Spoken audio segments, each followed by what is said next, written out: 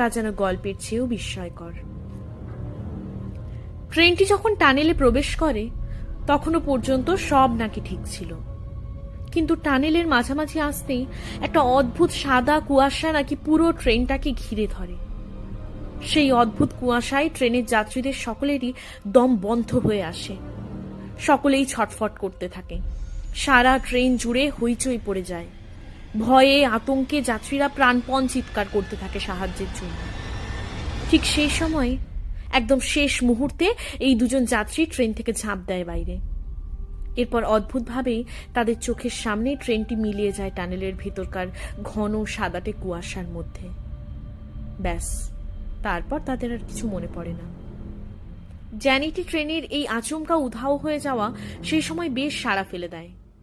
বহু নিউজ পেপারে এ নিয়ে বড় বড় আর্টিকেল ছাপা হয়।